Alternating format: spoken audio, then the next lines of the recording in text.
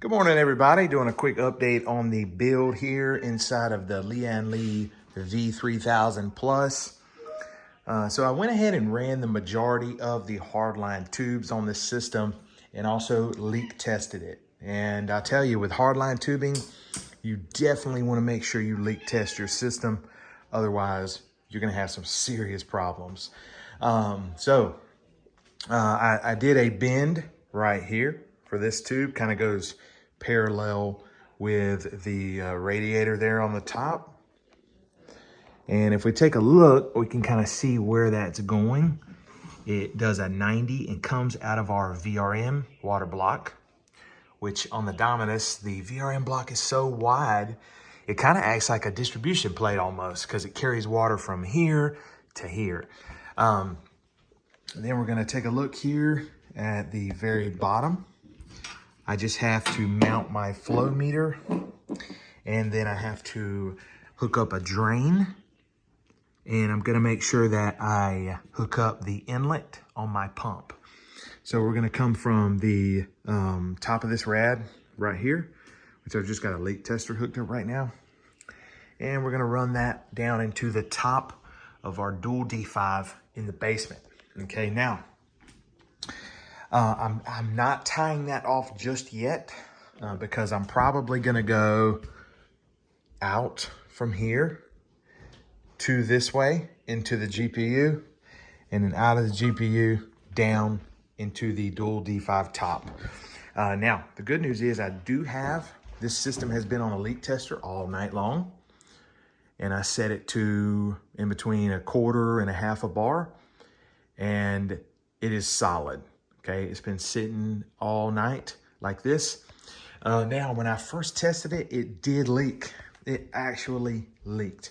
It would hold air for a little bit and then slowly kind of drop off, and it would only hold like a tiny amount of air for a long amount of time. Like it was like at the very first line, like literally thing barely held any air at all. What I discovered with Hardline tubing is you really want to make sure your tubes are cut straight and they're finished off properly. Now, all of my tubes, I did my best with them, and I thought I did an extremely good job, but there was one tube that wasn't quite right. And I had to I didn't have to redo it. I just had to sand the end of the tube a little bit. I went and kind of beveled the edges again, did it real smooth, rinsed it out, put it back in, and it was airtight. And after just doing that, and it was actually this tube right here, and it was the one that goes in this fitting. It just wasn't going in that tube straight. And the edge of the tube had a little tiny piece that was just kind of a little knot on the end of it that was just poking up. So I sanded that thing down, and the system is airtight, good to go. So essentially what I did was I plugged off my D5 on the top and then hooked up the tester to this radiator here. And that's all I've done. But it's pretty much ready to fire up. But I do want to water cool this guy right here, so I think I'm gonna wait. And I need a drain valve. This system is so heavy that you can't move it if you need to drain coolant. So I have to create an easy access drain on the side right here, so I can pop off this side panel and just go boop and drain the water. Good to go. Okay. So that's very important to me. You don't want to fill this thing up and not have a drain. You're gonna be toast. But I'm pretty happy with the bends, and I think it's really cool so far. I'm gonna have it running very shortly. I'm glad that it is leak tested. I'm glad it's still holding air okay. I did test each individual component by themselves before using them. So I tested the distribution plate. I tested the radiators. I tested this radiator, tested this radiator. I actually had a leaking radiator. I have a third 480 Hardware Lab GTR, and that one leaks. It doesn't hold air. So I was actually sent a replacement, which is one of these. I wish the other one didn't leak. Man, I tell you, I would be running 480s in this guy. You know, these parts add up quick, and it's easy to kind of go over budget. And that's, you know, kind of where we are now. But yeah, as far as the this top radiator, kind of moved this one forward a little bit so I can get access to my one plug. This one cord powers all 4 fans on this whole radiator here. So I do like that quite a bit. But it's airtight and it's good to go. We're gonna get a few final pieces and we're gonna be done. I also need to get a RGB expansion card or some kind of RGB dongle so I can get everything, you know, finished, hooked up here. We've got our HD, you know, our audio. We've got our, this is an RGB right here for the front panel of the case. This is our USB, a fan header. I'm not sure what this is for here. This is actually part of the front I/O, and it's a fan header, so I'm not really certain about that one there. Wait, no, it's not. Never mind. That runs from my power supply to the motherboard because all my fans are hooked up to the motherboard. Then we got our USB 3.1 and then our front panel. And then we've got another USB 3.1. And then we've got our USB-C right here, our 24 pin. And of course we've got our next group of fans is plugged in right there. We've got 2 RGB connections right here, which control this and also a RGB you can't even see on the VRM water block. So I may just unplug that one, honestly. That's it. We've got our pumps running through.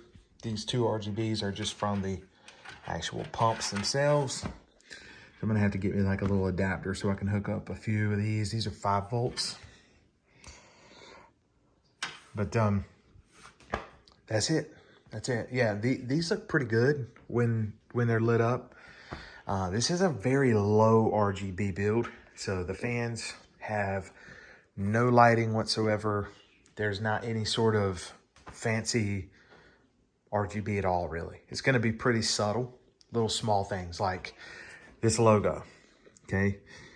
This logo here will light up, you know what I mean? This logo. So we do have a RGB strip on our distribution plate, but it's going to be very subtle RGB lighting. And we do have us a 480 tucked in the bottom there, you can see, which is very nice. It looks like it's made for the case, which is very cool. Look at that. And you could easily mount one of these on both sides or even put another one in. Like, you've got so much room. Look at this right here. We have our power supply right there, and then our radiator in the bottom is right there. You can literally mount a radiator that's that thick in the bottom of this thing. You could put another 480 like right beside it. It's just, it's amazing. We need to get a fan for right here as an exhaust. And that is pretty much the rundown. Both of these radiators are Hardware Lab 480 GTX, which are supposedly some of the highest performing radiators you can run. I tested a 280 and I ran it on a 10900K and an RTX 3090 Kingpin hydro copper. And it easily cooled both of those parts, a single 280 GTX. So I'm definitely impressed with the capability of what these can do. 2 480s should be more than enough for this system. But that's where we're at. It's leak tested and ready to go. I'm not quite happy with how forward that top radiator is, so I'm not sure if I'm going to redo that or not. I don't really like that. I mean, I like that there's room here, and I'm wanting to put a fan, but that much room is a bit too much. I don't know about that. I'm not a huge fan of this. I kind of was lazy and like, well, my tube, for it to fit, I'm gonna have to slide the radiator forward instead of just redoing the whole tube. So I think I might, it just doesn't look right being offset. I don't know, I'd love to hear what people think about this. But we've pretty much got everything ran. Let's do a quick look in the top there. You can see all of the lines.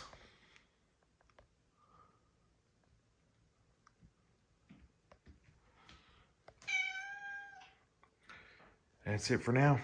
I'll see everybody in the next one. Thanks for watching.